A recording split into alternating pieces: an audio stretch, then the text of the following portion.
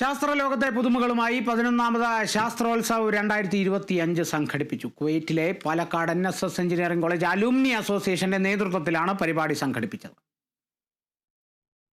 സൽവയിലെ Radisson Blu ഹോട്ടലിലെ അൽഹാഷ്മി ഷിപ്ബോൾ റൂമിൽ വെച്ച് നടന്ന പരിപാടി സയൻസ് എക്സിബിഷനോടെയാണ് ആരംഭിച്ചത്. നിലവിളക്ക് കൊടുത്ത് ഉദ്ഘാടനം ചെയ്ത ചടങ്ങിന് alumni president Prem Shankar, Shastrotsav convener Shameej Kumar, chief guest doctor Bulan Helmis, KFGC Gangaprasad, guest of honour engineer Muhammad Sayyid തുടങ്ങിയവർ ചടങ്ങിൽ പങ്കെടുത്തു. പരിപാടിയുടെ ഭാഗമായി ഗൾഫ് മേഖലയിൽ ആദ്യമായി ഒരു റോബോട്ട് കഥാപാത്രമായി വരുന്ന റോബോകോപ്പ് എന്ന ഒരു ചെറുനാടകവും വേദിയിൽ അരങ്ങേറി.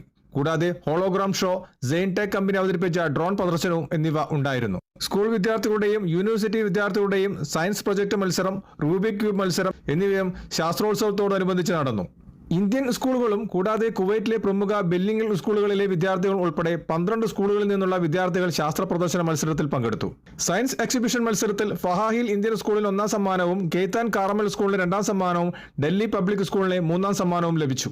ബിൽഡ് എ റോബോട്ട് മത്സരത്തിൽ ICSK സ്കൂളിന് 1ാം സമ്മാനവും കാറമേൽ സ്കൂളിന് 2ാം സമ്മാനവും ഇന്ത്യ ഇന്റർനാഷണൽ സ്കൂൾ മങ്കാഫിന് 3ാം സമ്മാനവും ലഭിച്ചു. ലോക ശ്രദ്ധ പിടിച്ചുപറ്റി 3 തവണ TEDx സ്പീക്കർ കൂടിയായ 16 വയസ്സിൽ തന്നെ കൽപ്പിത ബുദ്ധിയുടെ ലോകത്ത് അതുല്യമായ നേട്ടങ്ങൾ കൈവരിച്ച പ്രതിഭ റൗൾ ജോൺ അജു ആയിരുന്നു മുഖ്യ പ്രഭാഷകൻ. നിർമ്മിത ബുദ്ധിയെക്കുറിച്ച് റൗൾ നടത്തിയ പ്രഭാഷണവും പ്രസന്റേഷനും വിദ്യാർത്ഥികളെയും മുതിർന്നവരെയും ഒരുപോലെ ആകർഷിച്ചു. ഇന്നവേഷനുകൾ, മത്സരങ്ങൾ, പ്രദർശനങ്ങൾ, വിദഗ്ധ പ്രഭാഷണങ്ങൾ എന്നിവയിലൂടെ ശാസ്ത്രോത്സവ് 2025 എല്ലാതരം പ്രേക്ഷകരെയും ശാസ്ത്രലോകത്തേക്ക് കൂടുതൽ അടുപ്പിക്കുന്ന അനുഭവമുണ്ടാക്കി. കുവൈറ്റിൽ നിന്നും കേരള വിഷന് വേണ്ടി IV സുനേഷ്, വെങ്ങര.